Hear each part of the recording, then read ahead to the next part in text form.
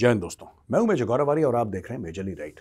Doctor S Jaishankar Bharat के external affairs minister गए Russia में उनकी कई खास मीटिंग्स हुई और दोस्तों बहुत फ्रूटफुल एक विजिट रही है। इस विजिट के बारे में मैं आपको बताऊंगा, फिर मैं आपको और बातें बताऊंगा दुनिया में क्या चल रहा है और इस विजिट से क्या फर्क पड़ेगा। बड़ा इंटरेस्टिंग वीडियो है, एंड तक देखिएगा। अच्छा, एक तो डॉक्टर एस जयशंकर ने यह बोला है कि साहब 70-80 साल तक भारत और रशिया के टाइज जो हैं बड़े कांस्टेंट रहे हैं, बड़े मजबूत रहे हैं, उसमें ज्यादा उतार चढ़ाव नहीं आया, बड़ा कंसिस्टेंसी रही है भारत और रूस के टाइज के बीच में। जो हमारे रिश्ते हैं, जो हमारे संबंध हैं, रिलेशनशिप है, उसमें बड़ी मजबूती रही है 70-80 साल तक। एक बात उन्होंने ये बोली है, उन्होंने ये बोला है कि जो इंडियन कम्युनिटी है मॉस्को में रहती है, उनको बोला है कि भाई आप और मेहनत करें, आप और काम करें, किस तरीके से दोनों देश और करीब आ सकते हैं। सर्गेई लेवरोव जो उनके रशियन काउंटर पार्ट हैं, जो Russian minister of external affairs हैं, फॉरेन मिनिस्टर, उनके साथ उनकी मीटिंग हुई है और उन्होंने ये बोला है, डॉक्टर जयशंकर साहब ने ये बोला है कि रशिया एक स्पेशल पार्टनर है डिफेंस में, न्यूक्लियर एनर्जी में और स्पेस में, और ये जो रिलेशनशिप है this is based on high trust, यानी कि बहुत ऊंचे लेवल का जो भरोसा है उस पर ये बेस्ड है। तो ये बहुत बड़ी बात है जब दो फॉरेन मिनिस्टर्स आपस में बैठ के ये बातें करते हैं एक दूसरे के बारे में।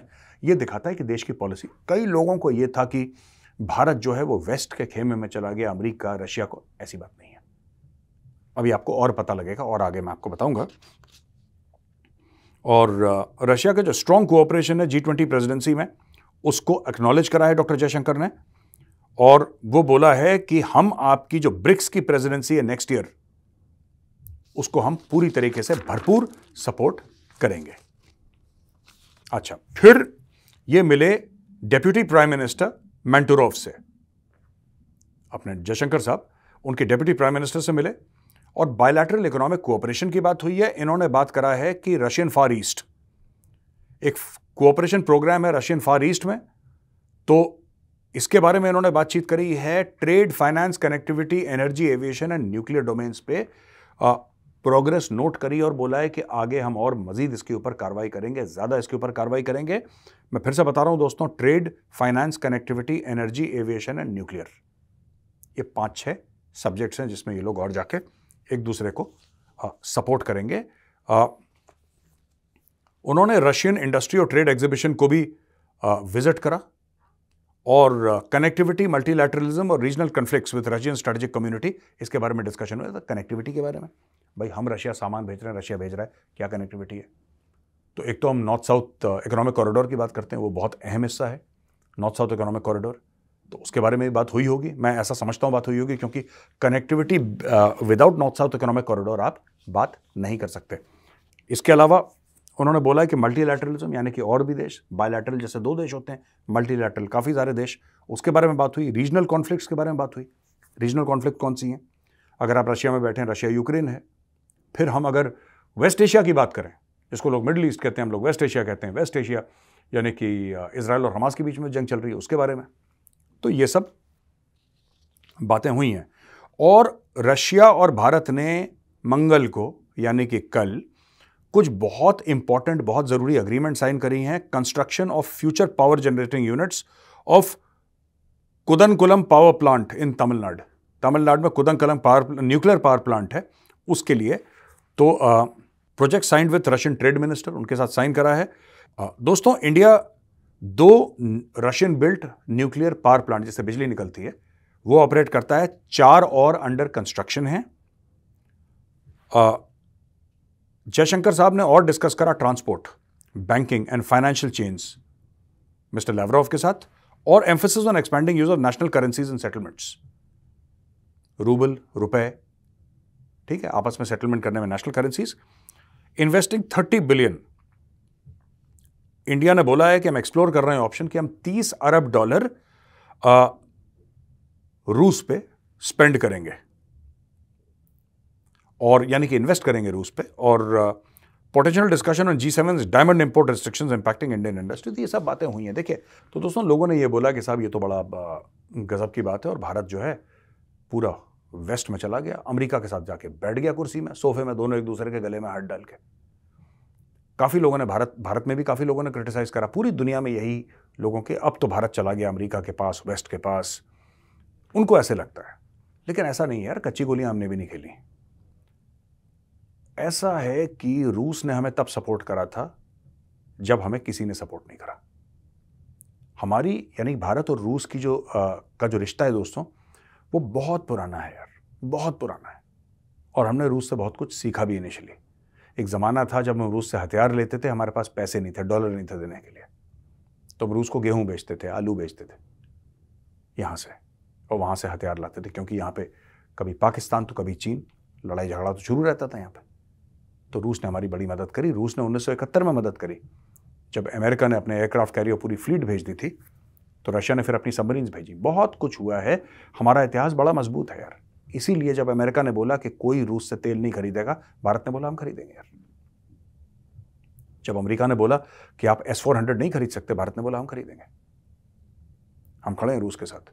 तो मुझे ऐसा लगता है कि ये सब जो डॉक्टर जयशंकर साहब ने डिस्कस करा, वहां पे जाके लोगों से मिले, वो एक बात है, इंपॉर्टेंट है। चाहे वो न्यूक्लियर पावर प्लांट्स के बारे में बात करी, ट्रेड के बारे में बात, connectivity, banking, industry, space, defence manufacturing, 50 चीज़ों के बारे में बात करी डॉक्टर एस जयशंकर ने मॉस्को जाके। लेकिन मुझे ऐसा लगता है कि यार असली मैटर ये नहीं है, ये एक ज़रूरी चीज़ें हैं, लेकिन this is not the real take away for me is the fact that India's foreign minister is gone to Moscow. ये बड़ी बात है। भारत का फॉरेन मिनिस्टर मॉस्को गया है इस वक्त, जब सारी दुनिया ये कह रही है कि नहीं, इंडिया का तो रिश्ता थोड़ा सा खिंचा खिंचा लग रहा है रशिया के साथ। अच्छा, इसमें ना वेस्ट की गलती है दोस्तों, हमारे रिश्ते की नहीं। हमारा रिश्ता तो वो तो हमारी और रशिया की जिम्मेदारी है। रशिया को विलेन पेंट करना after the Ukraine war, Russia war ना, और रशिया को इतना मजबूर कर देना कि रशिया जाके चीन के पास बैठ जाए।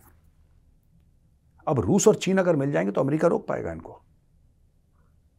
तो इन लोगों को ये नहीं, इनमें एक्चुअली अमेरिका और इन सब कुछ कंट्रीज में ना ये इतना ज्यादा घमंड है इनके दिमाग में कि इनके अंदर ऑफ का बटन नहीं है। They don't know when to switch off. या ये चलते रहते हैं, लगातार चलते रहेंगे, लगातार। फिर बाद में इनको नुकसान हो जाएगा बहुत ज्यादा।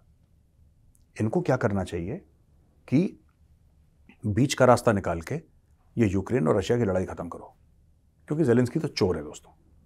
ही is a thief, he stolen money. और अब अमेरिकन भी उससे रूठ गए हैं, मुंह फेर लिया अमेरिकन ने। तो दोस्तों ऐसी बात नहीं है कि जेलेंस्की को पैसा नहीं मिलेगा, उसको सपोर्ट नहीं मिलेगा। पैसा भी मिलेगा, सपोर्ट भी मिलेगा, लेकिन जैसे पहले मिल रहा था उस प्रकार से उसको नहीं मिलेगा। वो दिन खत्म हुए, वो दिन चलेगा यार। अब people are tired, there is war fatigue, there is donor fatigue.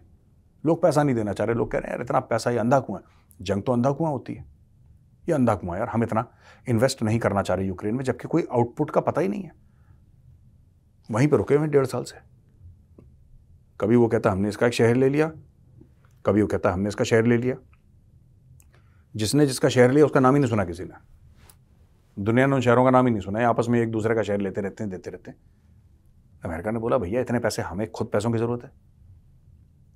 तो दुनिया ने रूस को धक्का दिया, और यार रूस को धक्का ऐसे दिया कि वो चीन के बगल में जाके बैठ गया। अब ये बड़ी खतरनाक चीज है। तो जब डॉक्टर जयशंकर जाते हैं और जब बात करते हैं कि रीजनल कॉन्फ्लिक्ट्स के बारे में, तो डॉक्टर जयशंकर ने पक्का ये बात करी होगी, क्योंकि अमेरिका को और वेस्ट को पता है कि अगर रूस किसी एक देश की बात सुनेगा, चीन की तो बात सुनेगा, वो अलग उनका मैटर है, लेकिन अगर किसी एक देश की बात सुनेगा ना, रशिया, तो इंडिया की बात सुनेगा 100%। ऐसा हो नहीं सकता। और मैं आपको इसका छोटा सा एक उदाहरण देता हूं दोस्तों। जब हमारे स्टूडेंट्स फंसे थे ना, जब हमारे स्टूडेंट्स फंसे थे, ये भी एक बड़ा यूनिक केस हुआ है। हमारे स्टूडेंट फंसे, उनको अब बमबारी हो रही है, आर्टिलरी की शेलिंग हो रही है, रॉकेट्स बीइंग फायर्ड, इन्फेंट्री है, टैंक्स है वहाँ पे, बिल्कुल धमाका चल रहा है वहाँ पे। हमारे स्टूडेंट्स को निकालना है, इंडियन स्टूडेंट्स को। तो यहाँ से मोदी जी ने बात करी, डॉक्टर जयशंकर ने बात करी, 5 घंटे के लिए लड़ाई रोक दी रशिया और यूक्रेन ने। Russia and Ukraine stop the war for 5 hours, ताकि इंडियन स्टूडेंट्स वहाँ से निकल जाए।